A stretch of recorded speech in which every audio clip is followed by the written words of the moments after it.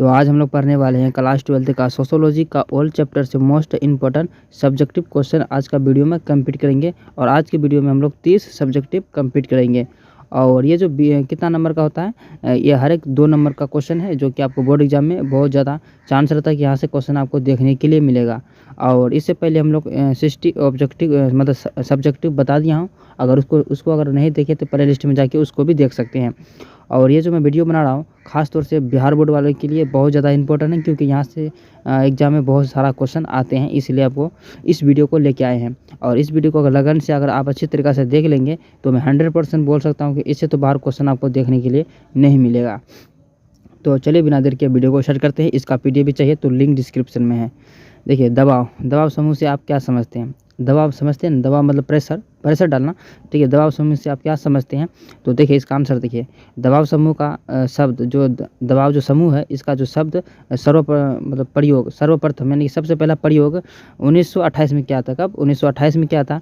Peter Odegaard मतलब इसका नाम था, यही नहीं किया था। वो अपनी पुस्तक दबाव की राजनीतिक में क्या था, अपनी पुस्तक वो दबाव की राजनीतिक में क्या था। और कब? 20वीं शताब्दी के 5वें दशक के पश्चात दबाव की राजनीतिक तथा हित समूह जैसे शब्दों का नियंत्रण प्रयोग होता रहा है। और आगे बोला जा रहा है कि दबाव समूह का दबाव जो समूह है यह क्या है? यह औपचारिक, ठीक है, औपचारिक संरचना है जो अपने समूह से नियंत्रण संपर्क बनाए रखता है। संपर्क क्या रहता है? अपने से बनाए रखता है। इसके कई लक्षण हैं, राजनीतिक दलों से मिलते हैं और लेकिन यह प्रत्यक्ष रूप से राजनीतिक प्रक्रियाओं चुनाव आदि में भाग नहीं लेता है, और बल्कि परोक्ष रूप से सत्ता को प्रभावित करने का प्रयास भी करता है। तो चलिए, ये रहा इसका कुछ टॉपिक्स जो आपको याद रखना है। चलिए 62 में नंबर में बोला जा रहा है कि हम भारत में नगरीकरण की प्रमुख प्रवृत्ति की चर्चा करें। ठीक है, प्रवृत्ति की चर्चा करें। तो देखिए कहाँ का नगरीकरण का बोल रहा है, तो नगर समझते हैं, शहर के बारे में आप क्या समझते हैं? तो इसका कहने का मतलब यही है। तो इसका आंसर देखिए आप, नगरीकरण एक ऐसी प्रक्रिया है जिसमें अंतर्गत ग्रामीण लोग शहर की ओर प्रभाव करते हैं। ग्रामीण लोग यानी गांव के लोग किस पर प्रभाव करते हैं? शहर की ओर जाते हैं, खटने कमाने, रुपया कमाने के लिए, ठीक है, जाते हैं। और नगरों के प्रभाव में उनके ग्रामीण जीवन की तौर तरीके से परिवर्तन आ जाता है। मतलब आप नहीं समझे आप, मतलब कहने का मतलब ये है, लोग ग्रामीण से कहाँ जाते हैं? शहर की ओर जाते हैं। और शहर में जैसे लोग वहाँ का तरीका चेंज हो जाता है ना, वहाँ का खाना पीना और रहना, कैसे लोग चलते हैं, पढ़ाई लिखाई क्या होता है, तो ग्रामीण के लोगों को भी थोड़ा चेंजिंग हो जाता है। जैसे अभी नया चलता होगा, जैसे कि जीन्स, फटा हुआ जीन्स, तो शहर में देख के आया ना लोंडा सब, तो यहाँ घर पे आते हैं तो उसी तरीका का पहनते हैं। तो खैर चलिए, उसमें अच्छा प्रभाव उसमें सेलेक्ट करना है, ख़राब नहीं। तो यही बताया जा रहा है इसमें। चलिए, इसमें और बोला जा रहा है भारत की नगरीकरण की प्रमुख प्रवृत्तियाँ हैं। देखिए 1 नंबर में नगरीकरण एक दोहरी प्रक्रिया है। एक और यह प्रक्रिया है ग्रामीण छात्रों के छोटे एवं बड़े नगरों में विस्तार होने की दशा में स्पष्ट करती है। तो दूसरी ओर इसका संबंध नगरीय जीवन शैली की दशा से है, तो इससे भी है। चलिए 2 नंबर में देख लेते हैं इसका। और इसमें बोला जा रहा है कि इस प्रक्रिया के अंतर्गत कृषि एवं ग्रामीण उद्योगों और बंधों की जगह नगरीय व्यवसायों का महत्व बढ़ने लगा है। और नगरीकरण के अंतर्गत व्यक्तियों एवं समूह के बीच व्यक्तिगत स्वार्थ पर आधारित संबंधों के वृद्धि होने लगती है। तो ये सब था कुछ इसके डिटेल्स, मेन डिटेल्स वही था, लेकिन ये सब भी आपको याद रखना ही पड़ेगा, रख लेंगे बहुत अच्छी बात है। और 63 नंबर में बोला जा रहा है जातिवाद सामाजिक एकता में बाधक है। तो जातिवाद जो है सामाजिक एकता में बाधक है, कैसे? अथवा जातिवाद प्रजातंत्र के विकास में बाधक है, कैसे? इसको भी बताना है आपको। 2 क्वेश्चन है इसमें। देखिए पहले तो आप यह समझिए, प्रजातंत्र एक ऐसी प्रणाली है जिसमें संवैधानिक रूप से सभी व्यक्तियों को समान अधिकार मिलता है। मतलब कि समान अधिकार मिलता है, चाहे छोटे जात चाहे बड़े जात मिलता है, देकर उन्हें अपने व्यक्तित्व का विकास करने के अवसर प्रदान किए जाते हैं। और इसमें व्यक्ति की जाति, धर्म और आर्थिक स्थिति तथा परिवार को कोई महत्व नहीं दिया जाता है, बल्कि राज्य की दृष्टि से सभी का महत्व समान होता है, बिल्कुल समान होता है इसका महत्व, वैल्यू। और दूसरी ओर जातिवाद एक जाति के व्यक्तियों की वह भावना है जो देश या समाज के हितों का ध्यान न रखते हैं, मतलब कि रखते हुए व्यक्ति को केवल अपनी ही जाति की उत्थान, क्या बोला जा रहा है, उत्थान, जाति एकता और जाति की सामाजिक स्थिति को क्या बोला सदर करने के लिए प्रेरित करता है। इस प्रकार यह स्पष्ट है कि जातिवाद तथा प्रजातंत्र और मौलिक रूप से एक दूसरे की विरोधी व्यवस्था है, जिसके फलस्वरूप हमारी प्रजातांत्रिक प्रणाली के सामने एक गंभीर खतरा उत्पन्न हो गया है और साथ ही जातिवाद का सामाजिक एकता में भी बाधक बन गया है। तो ये था कुछ इसमें डिटेल्स। तो मतलब इसमें ख़ास तौर से जैसे कि अगर देखा जाए तो इसमें समान जाति को समान अधिकार मिलना चाहिए और कुछ बातें हैं इसमें जो आपको पढ़ के ही समझना पड़ेगा, और ऐसे अगर बता दूँ तो लेट हो जाएगा हर एक वीडियो में। तो चलिए, मेन वही था, बस आप उसमें आप एडवांस थोड़ा सा ऐड कर देंगे, हो जाएगा। चलिए आगे बोला जा रहा है क्या 64 नंबर में मध्य, ठीक है। देखिए इसमें बोला मध्यम वर्ग किसे कहते हैं, 64 में बोला मध्यम वर्ग किसे कहते हैं। तो देखिए इसका आंसर, भारतीय समाज की सामाजिक और आर्थिक संरचना में मध्य वर्ग की भूमिका हमेशा बहुत महत्वपूर्ण रही है। इस वर्ग के अंतर्गत उन व्यापारियों और क्या बोलते हैं बुद्धिजीवियों, शिक्षकों, वेतनभोगी कर्मचारी, सामान्य अधिकारों की मामूली क्या बोला जा रहा है, मामूली व्यावसायिक समूह है और मध्य स्तर वाले किसान आदि को शामिल किया जाता है। जो किसान मजदूर से होते हैं इसको मध्य स्तर में शामिल किया जाता है, उसको ऊंचे लेवल में इसको शामिल किया जाता है, ठीक है। और शामिल किया जाता है आवश्यकताओं को पूरा करने के लिए समुचित आय प्राप्त कर लेते हैं और आय के अनुसार अपनी आवश्यकताओं को बढ़ाने या कम करने का काम इस वर्ग की विशेषताएं हैं। अपने काम को कम या ज़्यादा कर सकते हैं। अपने सीमित साधनों के बाद भी यह वर्ग सामाजिक रूप से सबसे अधिक जागरूक कर रहता है। इसी के द्वारा सामाजिक और नैतिक तथा राष्ट्रीय मूल्यों का संरक्षण होता है। भारत में राष्ट्रीय स्वतंत्रता आंदोलन में भी इसी वर्ग की भूमिका है। सबसे अधिक प्रभावशाली सिद्ध हुआ है और परंपरागत रूप से इस वर्ग के व्यवहार अपने सांस्कृतिक नियमों के प्रभावित होते हैं। तो ये था कुछ इसमें डिटेल्स। चलिए और 65 नंबर में देखते हैं। इसमें बोला दलित आंदोलन से आप क्या समझते हैं। दलित आंदोलन का संबंध अनुसूचित जातियों से है, जिसका नेतृत्व और ज्योतिबा फुले और क्या बोलते तुकाराम और बाबा साहेब यानी भीमराव अंबेडकर, मतलब ये सब जो थे इसका छोटी जाति से तो उसके बहुत ही आए, मतलब उसके लिए लड़े थे, ठीक है। ईस्वी के भी और रामास्वामी और पेरियर जैसी नेताओं ने क्या है, मतलब नेताओं ने जो कितना नेता है इसमें 3-4 जो नेता था आपको, और बोला जा रहा है सबसे मेन हो जाएगा भीमराव अंबेडकर ही होगा इसमें। और व्यक्ति आंदोलन के और अस्पृश्यता और उन्मूलन में विशेष भूमिका निभाई है। दयानंद सरस्वती ने हिंदू समाज को लोकतांत्रिक आधार पर प्रदान किया है और स्वामी विवेकानंद ने और करुणा तथा भाईचारों का पैमाने दिया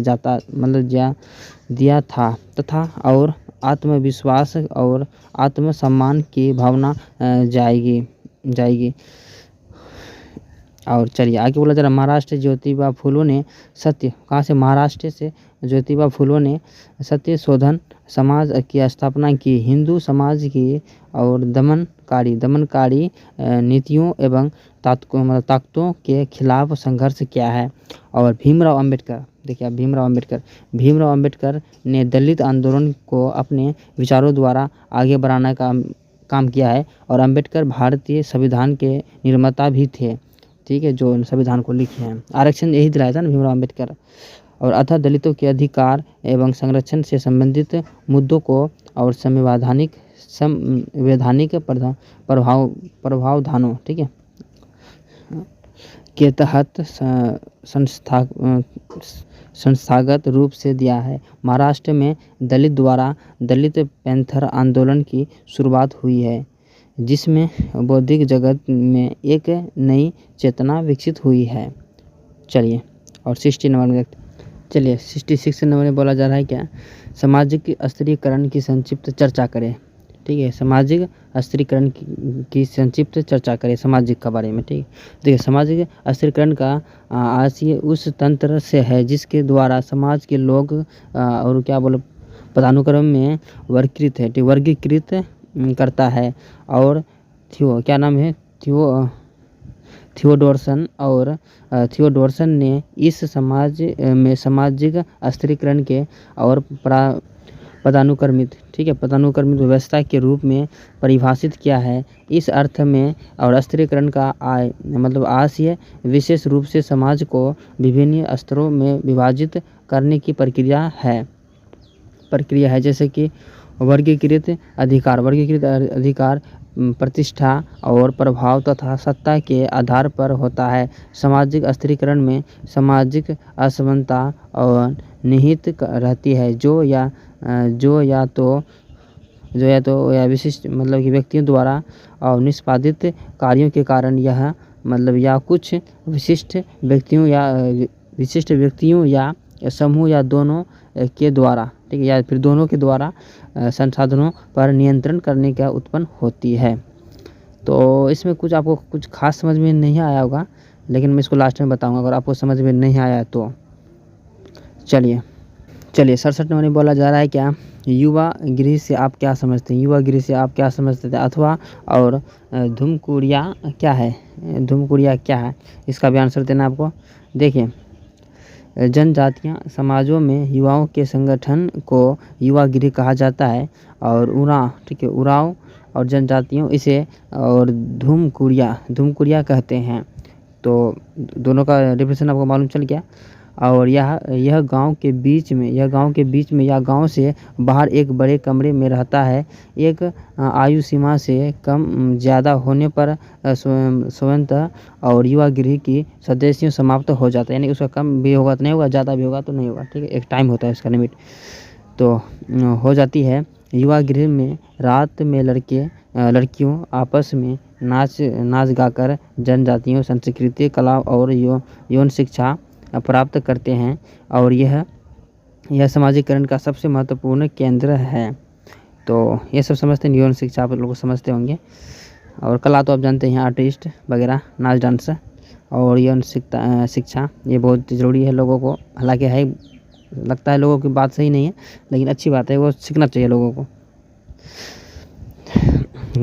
सीखना अच्छी बात है, उपयोग करना उसका गलत काम है। देखिए, इसमें बोला जा रहा है 68 नंबर में, समुदाय को परिभाषित करें। देखिए, व्यक्तित्व को ऐसे बड़े समूह को समुदाय कहा जाता है जो एक निश्चित भूभाग में सामान्य जीवन व्यतीत करता है तथा जिसके सदस्य उसी भूमि भाग से अंतर्गत अपने जीवन की सामान्य आवश्यकताओं की पूर्ति करते हैं। और इसी बात को स्पष्ट करते हुए और मैकाइवर तथा पेज ने कहा है कि समुदाय सामान्य जीवन का एक क्षेत्र है। बस्ती, गांव और नगर या जनजाति इसके उदाहरण हैं। तो इसका कुछ उदाहरण आपको देख लिए। तो चलिए, और 69 नंबर में देखते हैं।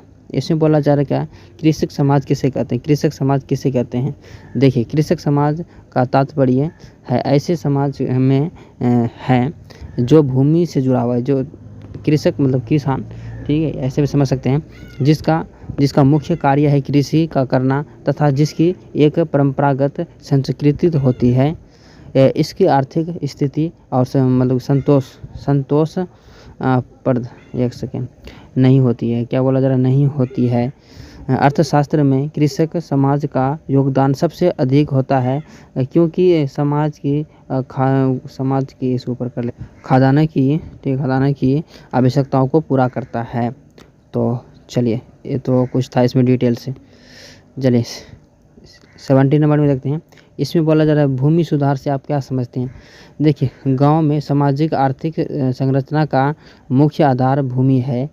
भूमि सुधार का अभिप्राय कृषि भूमि की ऐसी व्यवस्था करना है जिसके छोटे और भूमिहीन किसानों की आर्थिक स्थिति में सुधार हो सुधार हो सके। इसका मुख्य उद्देश्य समानताओं और सामाजिक न्याय के आधार पर कृषि व्यवस्था का पुनर्गठन करना है। चलिए, अनेकता में एकता है, यह इससे आप क्या समझते हैं। अनेकता में एकता है, इससे आप क्या समझते हैं, अथवा इसका भारतीय समाज में मौजूद अनेकताओं में एकता के तत्वों को स्पष्ट करें। देखिए इसका आंसर, भारतीय समाज का निर्माण अनेक नस्लों, धर्मों और संस्कृतियों एवं विचारों से लोगों को मिलकर हुआ है। मिलकर यानी कि ये सब चीज़ें धार्मिक और क्या बोलते हैं संस्कृति से मिलकर बना है ना, हुआ है। और आगे बोला जा रहा है कि संविधान के अनुसार सभी धर्मों का स्वागत है तथा अपने धर्म के अनुसार जीवन व्यक्तित्व करने की स्वतंत्रता है। यानी अपनी जो जात हैं आप उस जात में, आप अपने धर्म में आप रह सकते हैं, कोई जोर जबरदस्ती नहीं है। और सभी को सामाजिक, आर्थिक और राजनीतिक न्याय प्राप्त है। सभी वयस्क और मताधिकारी यानी वोट देने वाला का अधिकार है कि विचारों की अभिव्यक्ति, विश्वास, धर्म तथा उपासना की स्वतंत्रता एवं प्रतिष्ठा की रक्षा का अधिकार है। और भाईचारे के भावनाओं को विकास पर और जोर दिया गया है। विभिन्न अवसरों पर हिंदू तथा मुस्लिम आदि इन दूसरे सहयोग करते हैं और इस प्रकार भारतीय समाज में अनेकता में एकता है। और भारत के स्वास्थ्य एवं नियंत्रण पाई जाती है। और कन्याकुमारी से कश्मीर तक अनेक धर्म के विश्वास, संस्कृति, भाषा के और सेव भूषा और पर जाति आदि के होते हुए भी हम सब भारतीय होने का गर्व करते हैं। यही सब अनेकता में एकता है।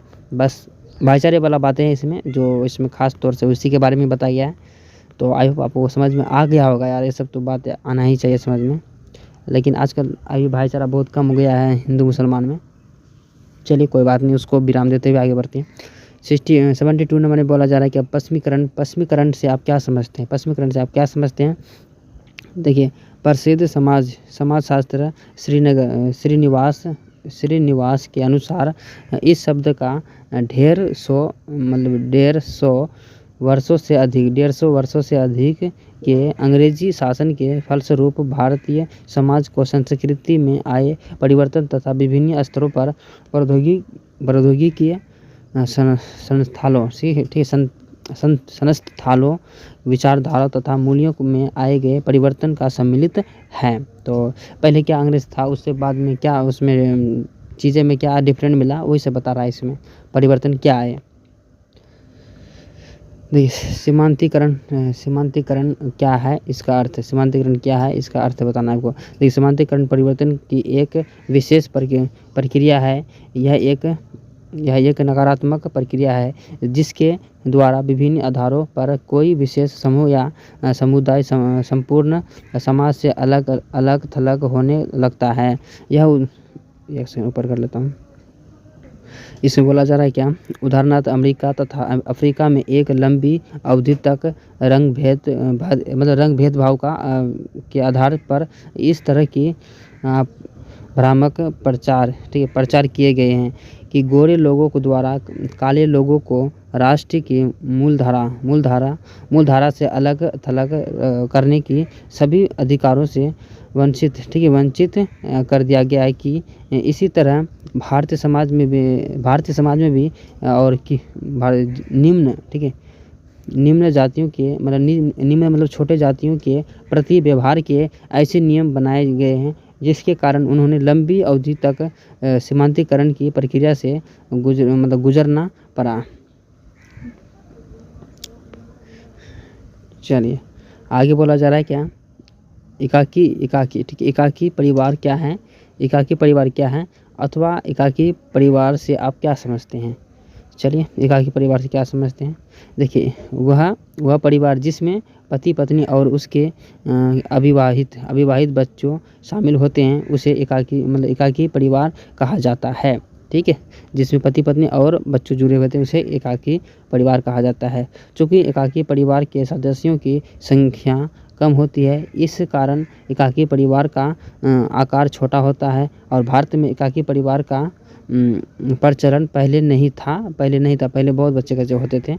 लेकिन परंतु औद्योगिकरण और नगरीकरण के कारण, शहर से देख के कारण, मतलब शहर देख के कारण हो चाहे शहर में रहने का कारण हो, अब तो दिक्कत होते हैं। 4 फ्लोर है, उसमें 8 बेटे कहाँ से होंगे, तो इसलिए थोड़ा उसमें सुधार किया गया।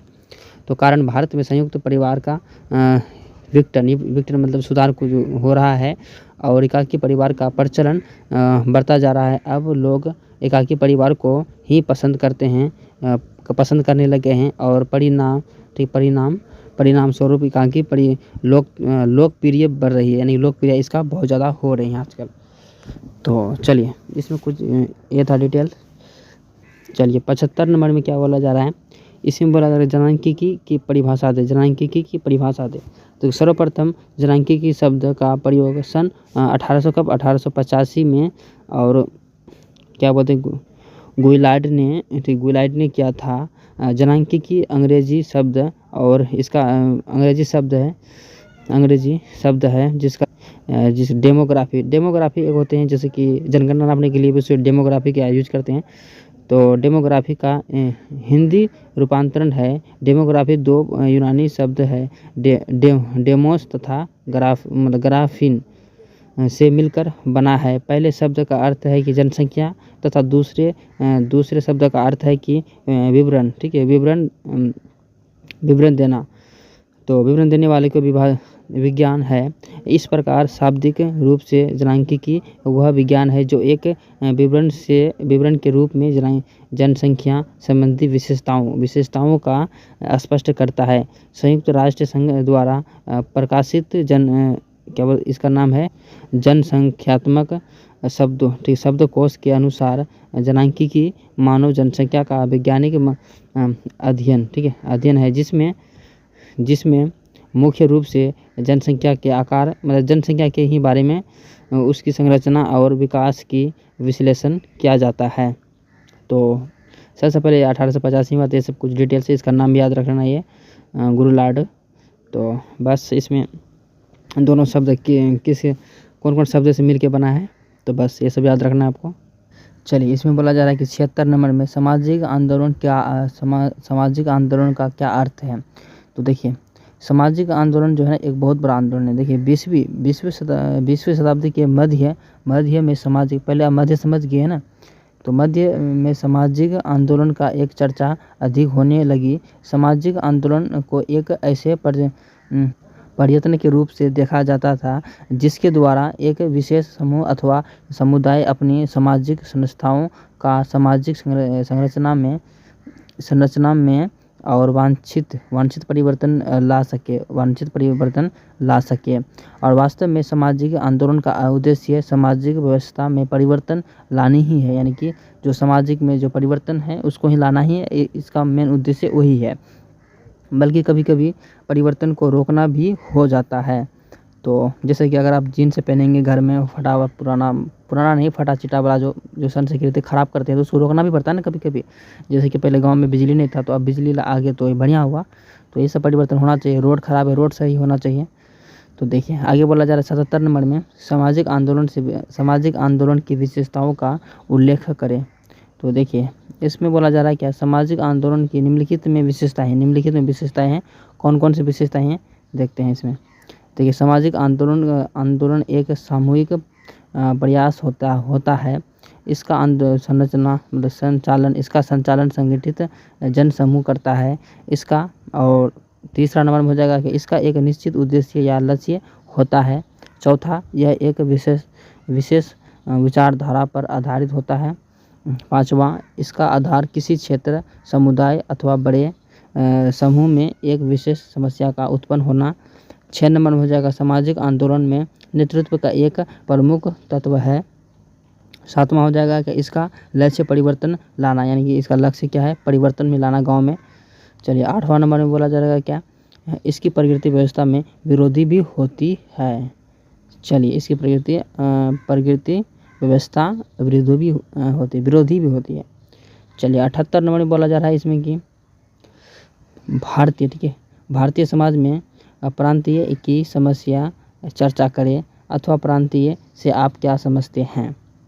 तो देखिए प्रांतीय का तात्पर्य विशेष भौगोलिक क्षेत्र है, निवासियों के उस संकीर्ण ठीक है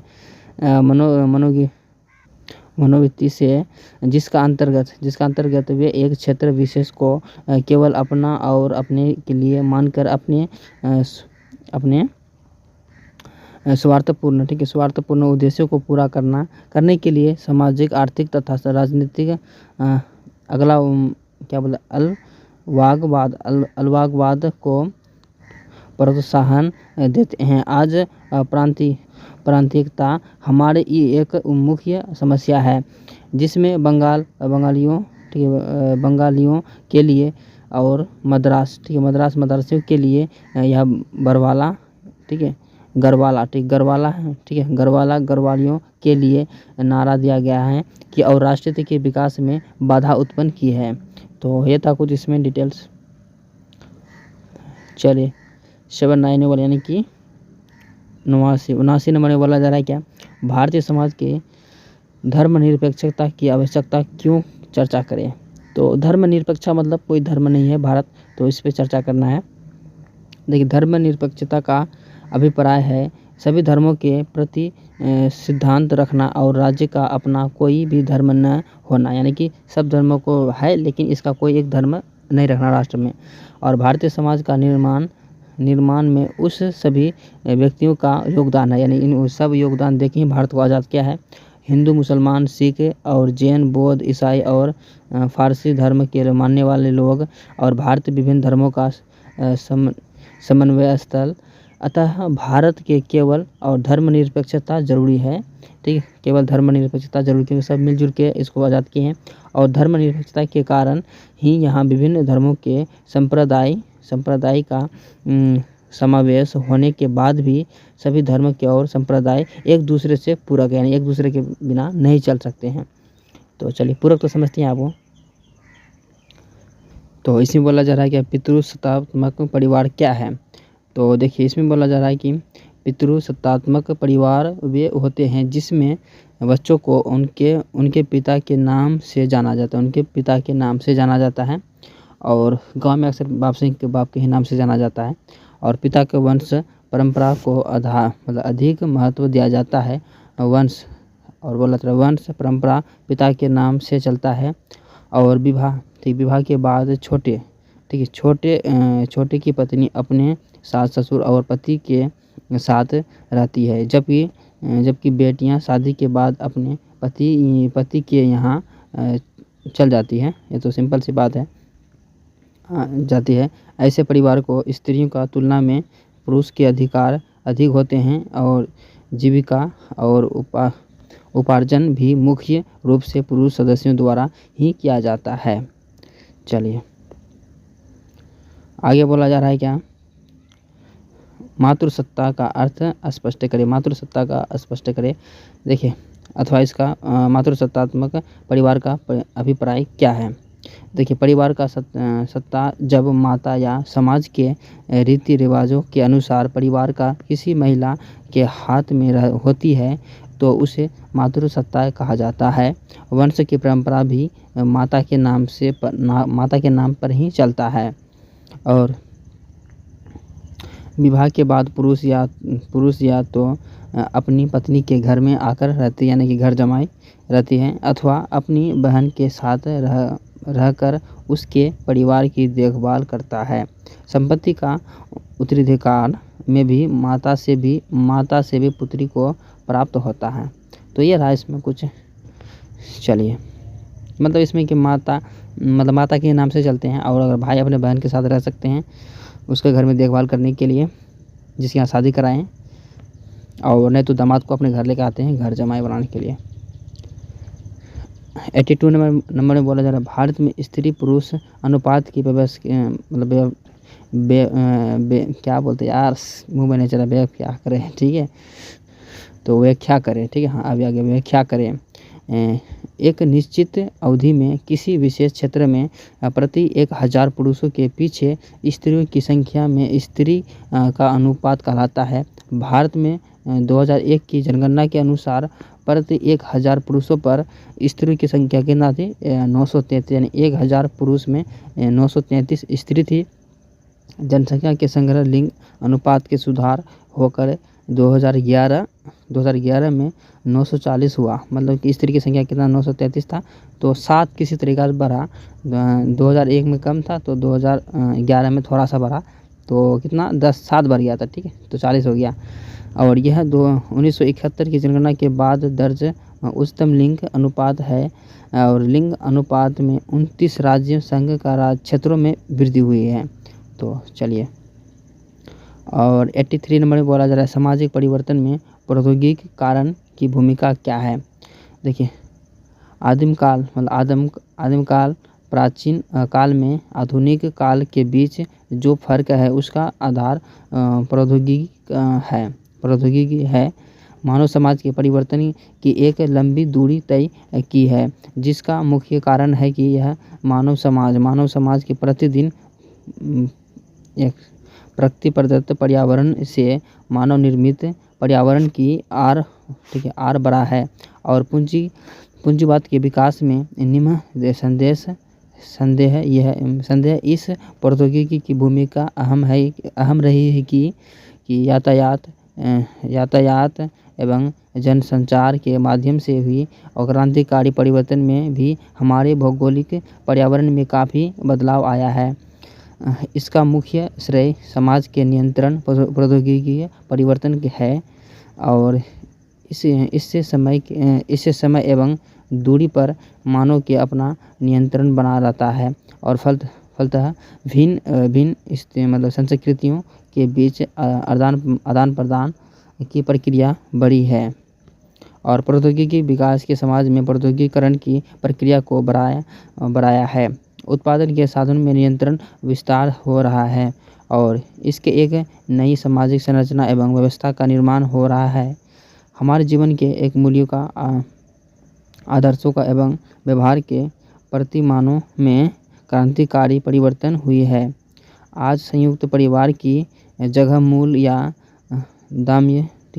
दाम्पत्य परिवार का नियंत्रण विस्तार हो रहा है। विद्युत ऊर्जा के विकास से कृषि के क्षेत्र में भी क्रांतिकारी परिवर्तन संभव हुआ है, और अकाल एवं महामारियों की समाप्ति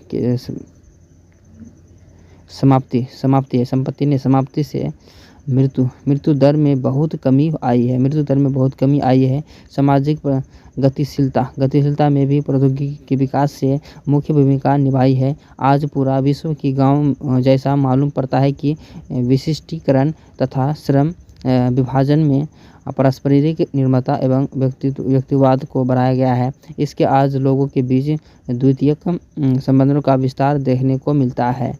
तो बहुत बड़ा क्वेश्चन था मेरे भाई। चलिए,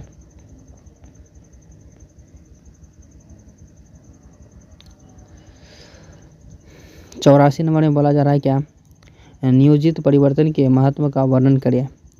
तो नियोजित परिवर्तन के उद्देश्य आर्थिक तथा सामाजिक दोनों तथा यह दोनों अतः संबंधित है। कार्य, ठीक है, कार्य मेनहाइम लिखा है, हमारे कार्य नियोजन परिवर्तन द्वारा की एक विशेष प्रकार की समाज व्यवस्था में निर्मित करना है, तथा इस लक्ष्य की प्राप्ति उसी समय में संभव है जब समाज में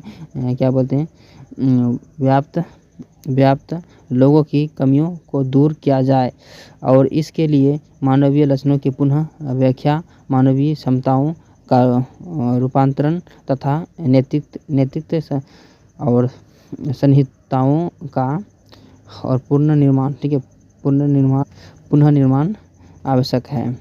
और स्पेंसर ने कहा है कि न्यूजन परिवर्तन का मूल उद्देश्य और क्या बोलते हैं पुनर्निर्माण कार्यक्रम के जारी रखना तथा इस कार्यक्रम के निम्नलिखित लक्ष्य है। देखते हैं कौन-कौन से। समाज के सभी व्यक्तियों को आजीविका कमाना, मतलब पैसे कमाना, ठीक है, तो आजीविका कमाना तथा आत्मविश्वास के सामना अवसर प्रदान करना। 2 नंबर में हो जाएगा अविकसित क्षेत्रों में विकास का प्रयत्न करना।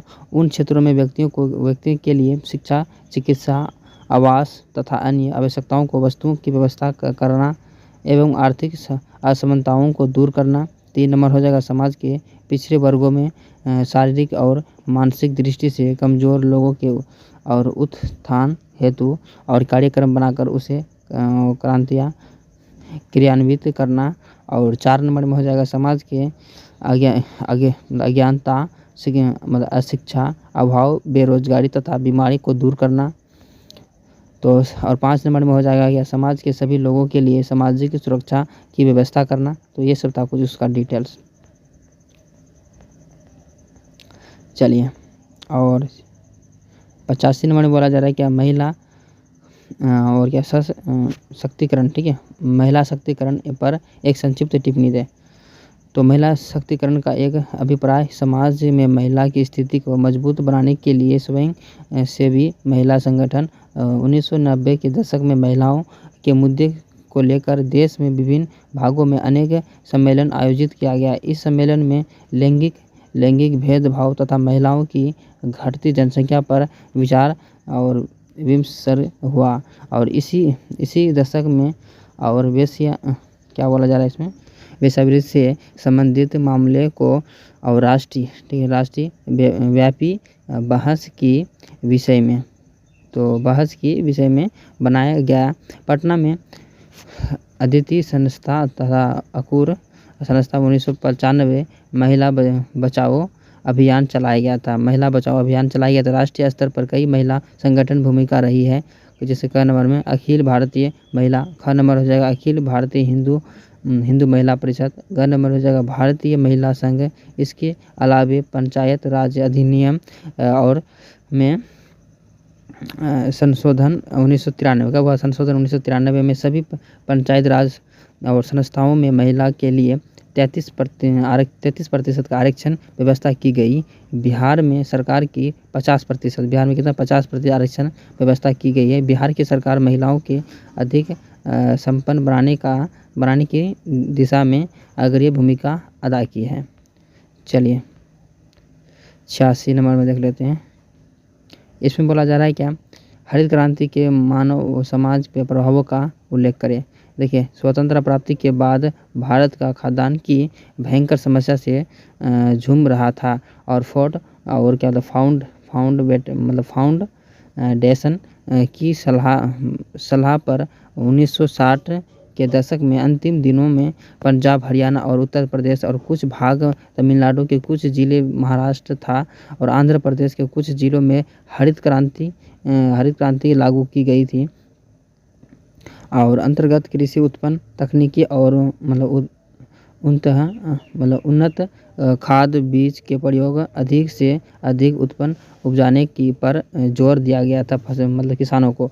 और फलस्वरूप देश के एक तो अनाज की समस्या पूरी तरह से समाधान हो गया और दूसरी तरफ इसके समाज में और मध्यम जाति से नव कृषक और जैसे इसको बोलते हैं धनाढ़ वर्ग को पैदा किया गया, जिसके सामाजिक स्तरीकरण में प्रभाव हुआ। इसके अमीरों की अमीरी को बढ़ाया और तो दूसरे को गरीबों की गरीबी मिटाने में भी बहुत हद तक सहायक हुआ। मैंने सबको अमीर बना दिया, जो कम था कम अमीर बना, जो ज़्यादा था ज़्यादा अमीर बना। 87 नंबर में बोला जा रहा है क्या मीडिया सामाजिक परिवर्तन कैसे लाता है।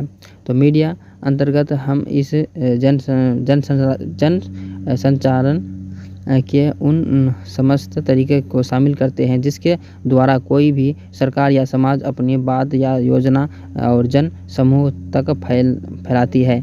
जैसे रेडियो, टीवी और समाचार पत्र और पत्रिका एवं आदि आधुनिक समाज में मीडिया सामाजिक और परिवर्तन का और शक्ति माध्यम है। और क्योंकि यह विश्व का सूचनांक लोगों तक पहुँचाना ही है, और न केवल उन्होंने जागरूक और चेतनशील बनाती है, और बल्कि उन्होंने अपने अधिकारों एवं और कर्तव्यों का भी बोध कराती है। मीडिया और भ्रष्टाचार और घटोले मतलब जो घटोला करते हैं आदि का पर्दाफाश करते हैं। जो घटोला होता है ना और भ्रष्टाचार को कम करता है कौन? मीडिया। अभी तो मीडिया बिक चुका है, अभी का बात छोड़िए, लेकिन जो पढ़ा लिखा पढ़ना पड़ेगा। दूसरी तरफ सामाजिक और जो बुराइयों को मिटाने में कारगर भूमिका अदा करती है। चलिए आगे बोला जा रहा है क्या? राष्ट्रवाद की अवधारणा को स्पष्ट करें। तो देखिए इसमें राष्ट्रवाद का अर्थ होता है कि राष्ट्र के लोगों में राष्ट्र प्रेम, राष्ट्रीय सम्मान एवं राष्ट्रीय की भावना को और जगाना। और दरअसल एक बात है कि राष्ट्र में विभिन्न जाति के धर्म संप्रदाय के लोग होते हैं, और इन विभिन्न जनजातियों समूह के बीच एक भावनात्मक सूत्र को लाना, ताकि उनमें और बंध कर एक राष्ट्र के हो जाए, और क्षेत्रीय और प्राप्तियां उद्देश्यों के ऊपर राष्ट्रीय उद्देश्यों में हित को महत्व दे। साफ शब्दों में कहें तो राष्ट्रवाद का अर्थ होता है कि एक डंडा एक झंडे के नीचे आना, और राष्ट्र की भावना से ओतप्रोत होना। ठीक है, तो ये होता था इसका साफ शब्द में। और शब्द एक झंडा के नीचे सारे लोग आना। चलिए, और ये 89 नंबर में हो जाएगा। क्या हो जाएगा? मंदी किसे कहते हैं? मंदी किसे कहते हैं? जब बाजार में सामान कम हो और खरीदने वाला ज़्यादा हो तो महंगाई की स्थिति क्या होगी? बनती है कि नहीं बनती है? ठीक उसके विपरीत बाजार में सामग्री ज़्यादा हो और खरीदने वाला कम हो तो मंदी में स्थिति का अभी पूरी दुनिया में उसी दौर से गुजर रहा है कि मांग नहीं होने के कारण और कारखाना बंद होने लगता है, और छंटनी के कारण लोग बेरोजगार, यानी कि जो कंपनी नहीं होने का लोग क्या हो रहे हैं? बेरोजगार हो रहे हैं, बेकार होने लगते हैं। अर्थात महंगाई के ठीक विपरीत स्थिति मंदी होता है। चलिए, और 90 नंबर में लास्ट और आखिरी नंबर में बोला जा रहा है क्या? संविधान से आप क्या समझते हैं? देखिए, संविधान एक ऐसा दस्तावेज है जिसमें विधायिका और कार्यपालिका तथा न्यायपालिका की कार्य प्रणाली और अधिकारों की स्पष्ट किया गया है, ताकि वे अपने अधिकारों का दुरुपयोग न कर सके, और संविधान के द्वारा ही नागरिकों के और मौलिक अधिकारों तथा राज्यों की नीतियों का निर्धारण होता है। भारत का संविधान विश्व का सबसे बड़ा लिखित संविधान है, जो लोकतांत्रिक व्यवस्था को द्वारा और धर्मनिरपेक्षता, सामाजिक और समानता और न्याय के सिद्धांतों पर आधारित है। तो फाइनली हम लोग ने कितना यानी कि 30 क्वेश्चन कंप्लीट कर चुके हैं आज का इस वीडियो में। तो भाई मैंने तो बहुत लगा है। तो बताइए आज का वीडियो कैसा लगा, कमेंट सेक्शन में लिखना मत भूलिएगा। तब तक के लिए बाय। और इसका लिंक चाहिए तो डिस्क्रिप्शन में मिल जाएगा, कोई दिक्कत नहीं, वहाँ से आसानी से ले सकते हैं। तो मिलते हैं नेक्स्ट वीडियो में, तब तक के लिए बाय।